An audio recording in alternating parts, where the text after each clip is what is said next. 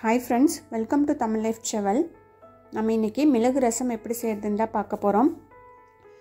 வாங்க எப்படி செய்யறதுன்னு பார்க்கலாம். அதுக்கு முன்னாடி நம்ம சேனல் இதுவரைக்கும் Subscribe பண்ணாதவங்க Subscribe பண்ணிடுங்க.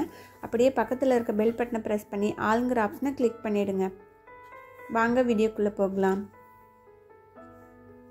இந்த மிளகு ரசம் செய்ய ஒரு சின்ன லெமன் சைஸ் அளவுக்கு நான் புளி ஊற வச்சுக்கிறேன். அது கூடவே ஒரு சின்ன சைஸ் தக்காளி சேர்த்துக்கலாம். இதை நாம் கொதிக்கிற தண்ணியை ஊற்றி ஒரு 10 நிமிஷம் ஊற வச்சாலே நல்லா ஊறிடும்.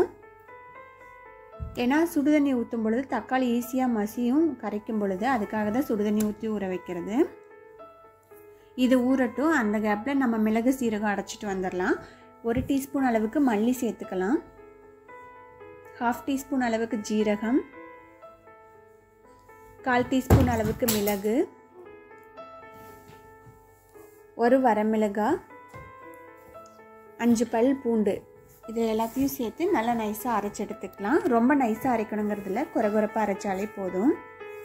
இந்த அளவுக்கு அரைச்சி எடுத்துக்கிட்டா போதும்.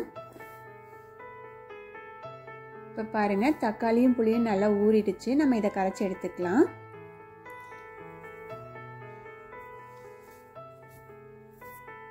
பாருங்கள், தக்காளி நல்லா ஊறினதுனால தோல் விட்டு வந்துருச்சு. இது போல் நல்லா கரைச்சிட்டு நம்ம இதை வடிகட்டி எடுத்துக்கலாம்.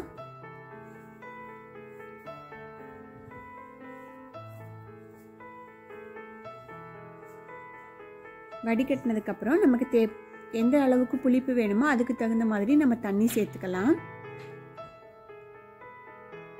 தண்ணி சேர்த்ததுக்கப்புறம் நம்ம அரைச்சி வச்சிருக்க மிளகு ஜீரகத்தை இதில் சேர்த்துக்கலாம். அடுத்து 1லேருந்து 1.5 டீஸ்பூன் அளவுக்கு உப்பு சேர்த்துக்கலாம்.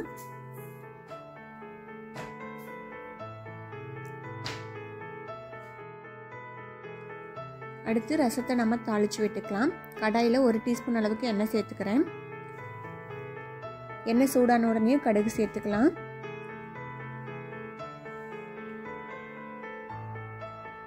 கடுகு நல்லா பொரிஞ்சதுக்கப்புறம் கருவேப்பிலை சேர்த்துக்கலாம்.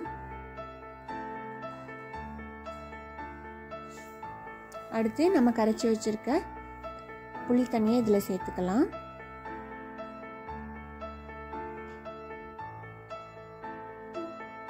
இப்போ இது நல்லா கொதிச்சு வரணும்.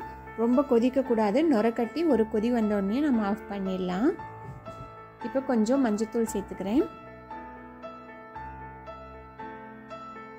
பாருங்கள், நல்லா நுரக்கட்டி கொதிச்சு வந்துருச்சு.